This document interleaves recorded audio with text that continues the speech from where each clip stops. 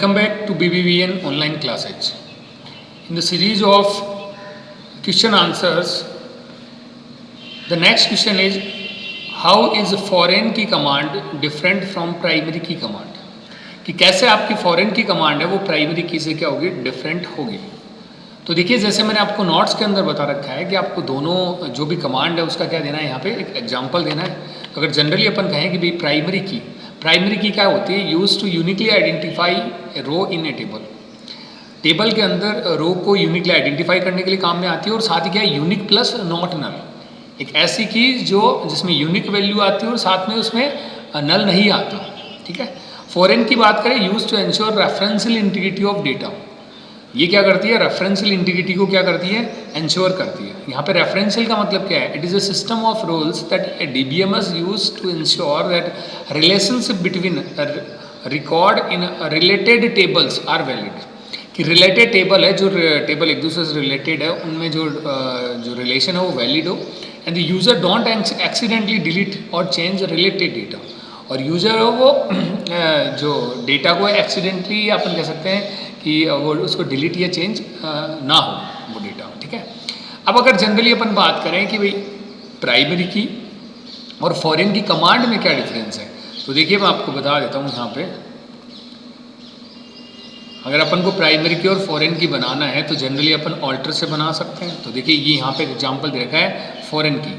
क्या दे रखा है, alter table orders add foreign key किसको, कस्टमर एसआईडी. कस्टमर एसआईडी को यहाँ पे क्या बनाया, फॉरेन की. ठीक है. ये कॉलम नेम है. रेफरेंस है कस्टमर एसआईडी. इट मीन्स ये वो टेबल है जिसका रेफरेंस दिया है. कौन सी टेबल का, कस्टमर का. और इसके अंदर एसआईडी मतलब ये प्राइमरी की. देखिए क्या होता है कि अगर अपन कहते हैं कि प्राइमरी की तो अपन जनरली बना सकते हैं.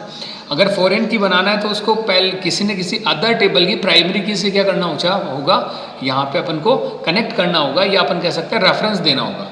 तो रेफरेंस कैसे देते हैं, जैसे सपोज दैट ये अनदर टेबल है कस्टमर और उसका कॉलम है एसआईडी जिसको अपन ने कस्टमर टेबल के अंदर प्राइमरी की बना रखा है. तो अब अगर अपन क्या करें, ऑल्टर टेबल ऑर्डर्स मतलब ऑर्डर टेबल के अंदर अगर अपन को फॉरेन की बनानी है तो अपन क्या करेंगे, यहाँ पर फॉरेन की सबसे पहले कॉलम नेम कस्टमर एसआईडी. अब रेफरेंस किसका देना है, दूसरी टेबल मतलब कस्टमर टेबल, उसके अंदर प्राइमरी की मीन्स एसआईडी. ठीक है. ये आपका हो जाता है किसका, ऑल्टर. और अगर आपको प्राइमरी की है बाई ऑल्टर अपन को करनी है तो यहाँ पे हम सीधा से लिखेंगे alter table then customer add primary key और देन कॉलम के अंदर एसआईडी. ठीक है. तो अगर आपको पहले अपन को इसका प्राइमरी की का यहाँ पे सिंटेक्स देना है तो अपन यहाँ पे सीधा लिखेंगे alter table orders add primary key और देन ब्रैकेट के अंदर आपका एसआईडी. ठीक है. टेबल का नाम कुछ भी रह सकते हो आप, ज़्यादा बेटर होगा कि आप यहाँ पे कस्टमर टेबल का रखें. तो अपन लिख देंगे यहाँ पे ऑल्टर टेबल और कस्टमर ऐड प्राइमरी की और देन आगे ब्रैकेट के अंदर एसआईडी. जिससे क्या कि पहले तो ये प्राइमरी की बन जाए और देन ये वाला एग्जाम्पल किसके लिए हो जाए, फॉरेन की के लिए. ठीक है. नेक्स्ट देखिए क्या कहता है, हाउ इज फॉरेन की कमांड रिलेटेड टू प्राइमरी की. फॉरेन की है वो प्राइमरी की से रिलेटेड कैसे है. अपन ने कहा कि प्राइमरी की डेटा को यूनिकली आइडेंटिफाई करती है. फॉरेन की है अनदर टेबल की प्राइमरी की से कनेक्ट होती है. ठीक है. अब इनमें दोनों में क्या रिलेशन है तो उसके बारे में अगर अपन बात करें तो देखिए यहाँ पे दे रखा है, a foreign key is a column और set of column in one table that reference the primary key column in another table. Foreign key क्या कहता है, फॉरेन की क्या कॉलम या सेट ऑफ कॉलम है जिसमें क्या होता है कि अपन क्या करते हैं, अनदर टेबल के प्राइमरी की से क्या करते हैं, अपन यहाँ पे कनेक्ट करते हैं. The primary key is define as a column. Primary key को कैसे डिफाइन किया जाए, एज ए कॉलम या set of column where each value is unique, जिसकी वैल्यू क्या यूनिक हो and identify a single row of the table. ये क्या करती है, आइडेंटिफाई करती है सिंगल रो को. ठीक है. डेटा को यूनिकली आइडेंटिफाई करने के लिए काम में आती है. Next is what are table constant, what are column constant and how these two different. Table constant कौन से होते हैं, कॉलम कौन से होते हैं, दोनों में क्या डिफरेंस होता है. देखिए जनरली अपन कहते हैं कि जो पर्टिकुलर जो पर्टिकुलर कॉलम या सेट ऑफ कॉलम पे अप्लाई हो वो आपका क्या होता है, जो आपका अपन कह सकते हैं कि कॉलम कांस्टेंट होता है. ठीक है. कॉलम कांस्टेंट मतलब जो मैं दोबारा बोल रहा हूँ, जो किसी पर्टिकुलर कॉलम पे अप्लाई हो वो क्या होगा, कॉलम कांस्टेंट होगा। और अगर जो मोर देन वन कॉलम पे हो तो उसे अपन क्या कहेंगे, टेबल कांस्टेंट कहेंगे। ठीक है, तो देखिए क्या है, a column level constant has scope only to the column it is define on. Column constant है, उसका जो स्कोप होगा वहां तक होगा जहां पे इसको डिफाइन किया गया है।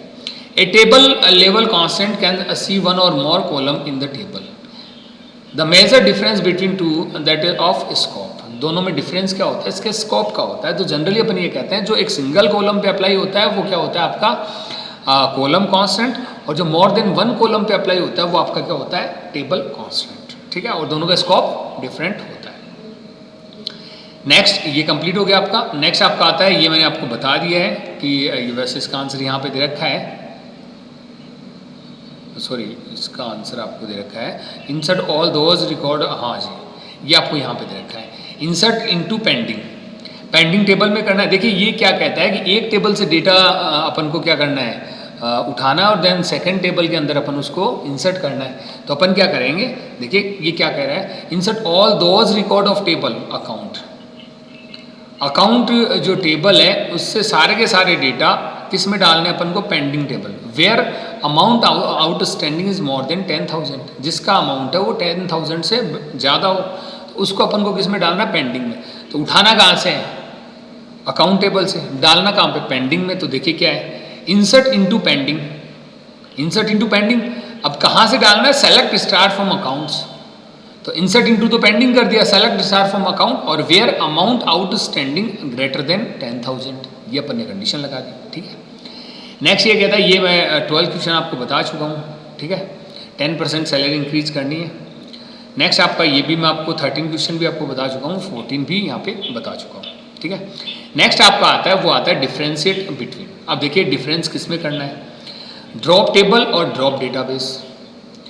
एक तरफ आपको टेबल को ड्रॉप करना है, एक तरफ आपको डेटाबेस को ड्रॉप करना है। अब देखिए अगर अपन टेबल को ड्रॉप करते हैं इट मीन्स टेबल के सारे जो रिकॉर्ड है वो डिलीट हो जाएंगे, टेबल भी डिलीट हो जाएगी। पर अगर अपन डेटाबेस को ड्रॉप करते हैं इट मीन्स डेटा तो होंगे, टेबल भी होगी, साथ ही साथ डेटाबेस भी हो जाएगा। इट मीन्स कि जो ड्रॉप टेबल के अंदर डेटाबेस डिलीट नहीं होता, पर ड्रॉप डेटाबेस के अंदर टेबल भी डिलीट हो जाती है, क्योंकि डेटाबेस ही नहीं होगा तो टेबल कहाँ से होगी। एक आपको ये बोल रहा है कि ड्रॉप टेबल और drop clause of alter table. एक तो सीधा आप ड्रॉप टेबल करते हो तो ये कंप्लीट टेबल को डिलीट करेगा, पर अगर आप ड्रॉप ऑल्टर के साथ यूज करते हो तो ये पर्टिकुलर कॉलम को ड्रॉप करने के लिए अपने काम में आता है। ठीक है, अब देखिए इसका answer, drop table it delete table और रिलेशन फ्रॉम द डेटाबेस। ये टेबल या अपन कह सकते हैं रिलेशन को डिलीट करेगा। Drop database it delete the database from MySQL server, ये डेटाबेस को ही डिलीट कर देगा, और डेटाबेस डिलीट होगा तो टेबल ऑटोमेटिकली डिलीट होगी। नेक्स्ट क्या कहता है, drop clause of alter table it delete a particular column और फील्ड फ्रॉम द टेबल और रिलेशन। ये क्या करता है, पर्टिकुलर कॉलम या अपन कह सकते हैं टेबल को क्या करता है, यहाँ पे ड्रॉप कर देता है। ठीक है, नेक्स्ट आपका आएगा 16। तो ये देखिए क्या कहता है, mister Mittal using table with the following column. Mister Mittal है टेबल का यूज करते हैं जिसमें कुछ कॉलम है like name, class, stream ID, stream name. Okay, आगे देखिए, he need to display name of student who have not been assign any stream. और ये चाहता है कि जिसको कोई भी स्ट्रीम असाइन ना हो वो उस स्टूडेंट के नेम वो डिस्प्ले करे। और have been assign stream name that end with computers.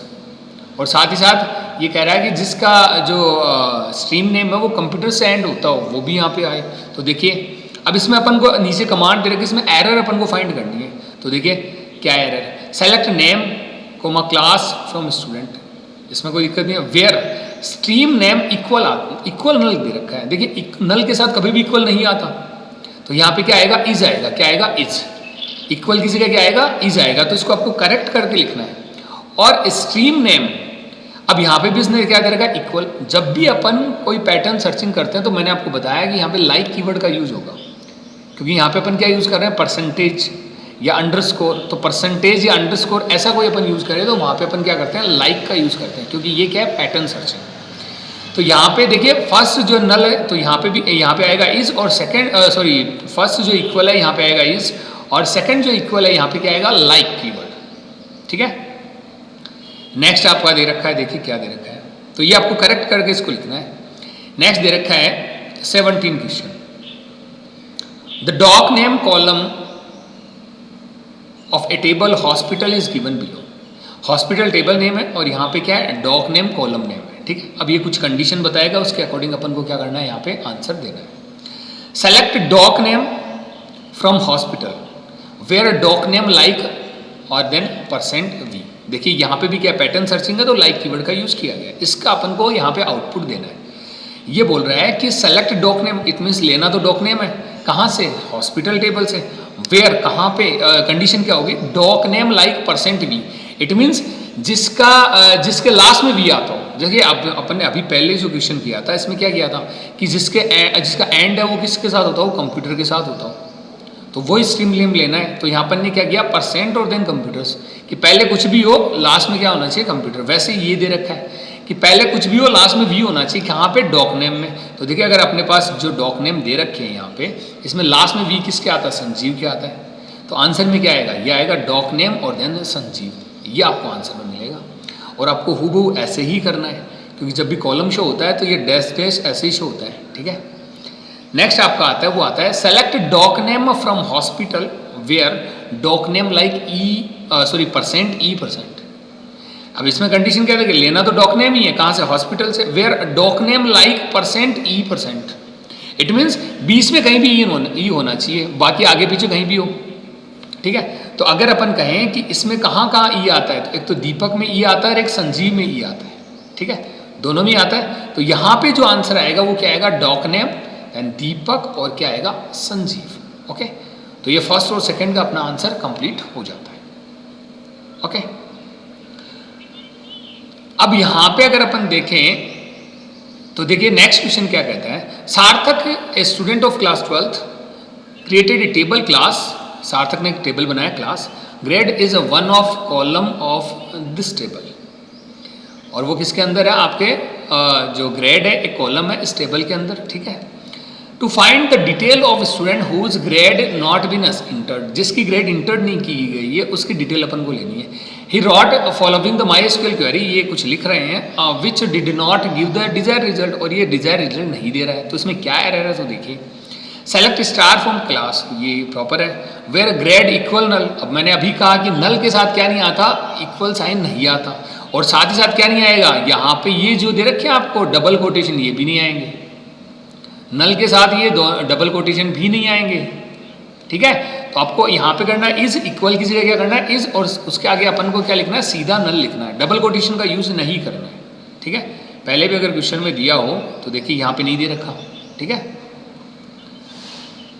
तो ये अपन को इसको करेक्ट करके यहाँ पे कंप्लीट करना है। Next is what is the purpose of alter table, और can you add a new column with constant such as not null. तो देखिए ऑल्टर टेबल का पर्पज क्या होता है, ये पहले अपन जो सॉल्व क्वेश्चन है उसमें कर चुके हैं। और ये नेक्स्ट बोल रहा है can you add new column with constant such as not null. आप न्यू कॉलम ऐड कर सकते हो नॉट नल कांस्टेंट के साथ, तो कर सकते हैं, कर सकते हैं। तो क्या होगा इसका, अपन को यहाँ पे एक एग्जाम्पल यहाँ पे देना है। तो देखिए यहाँ पे एग्जाम्पल देते हैं अपन। एग्जाम्पल अपन ने दिया है alter table EMP, suppose that table name EMP है, ऐड सैलरी और डेसिमल 10, यहाँ पे 10,2 कर लीजिएगा इसको, 10,2 कर लीजिएगा इसको, और नॉट नल, ठीक है। तो ये आपका ऐड हो जाएगा। तो इसको क्या कीजिएगा 10,2, तो मैं यहाँ पे कर देता हूँ, यहाँ पे इसको 2 करना है। ओके, नेक्स्ट क्या कहता है, what is the purpose of drop table command in MySQL। Then purpose यहाँ पे अपन को एक्सप्लेन करना है कि ड्रॉप टेबल का पर्पज क्या होता है, how it is different from delete command, ये डिलीट से डिफरेंट कैसे होगी। तो देखिए अपन ये कहते हैं कि ड्रॉप टेबल का मतलब कंप्लीट टेबल डिलीट होगी, इट मीन्स उसका स्ट्रक्चर भी डिलीट होगा। पर अगर अपन डिलीट कमांड का यूज करते हैं, इट मीन्स वहाँ से ओनली टेबल का डेटा डिलीट होगा, क्योंकि डिलीट कमांड है वो DML से रिलेटेड है, और जो आपका ड्रॉप कमांड है वो किससे रिलेटेड है, DDL से रिलेटेड है, ठीक है। तो यहाँ पे आंसर देते हैं अपन। तो आंसर देखिए ये रहा, the drop table statement is use to delete a table. Drop table delete करता है टेबल को। The delete statement use to delete data in a table, ये क्या करता है, डेटा डिलीट करता है, इट मीन्स रिकॉर्ड डिलीट करता है। Delete is use to delete one और several rows from the table, ये एक से ज्यादा रोज को क्या कर सकता है, डिलीट कर सकता है। Drop table would remove the entire table from the database. ये क्या करेगा, ड्रॉप टेबल क्या करेगा, एंटायर टेबल को रिमूव करेगा। इट मीन्स उसके स्ट्रक्चर को भी डिलीट कर देगा। So if you want to remove the table, अगर आप टेबल रिमूव करना चाहते हैं, you should use drop table. Then आपको क्या यूज करना पड़ेगा, ड्रॉप टेबल का यूज करना पड़ेगा। तो ये अपने क्वेश्चन आंसर की सीरीज चल रही है, जिसके अंदर अपन ने फिफ्थ जो चैप्टर है माइस्क्यूएल रिवीजन, उसके कुछ क्वेश्चन आंसर है वो अपन ने कंप्लीट किए हैं। ठीक है, ये आपको सारे अपनी नोटबुक के अंदर कंप्लीट करने हैं। नेक्स्ट वीडियो में अपन मिलते हैं नेक्स्ट चैप्टर के क्वेश्चन आंसर के साथ। Okay, thank you.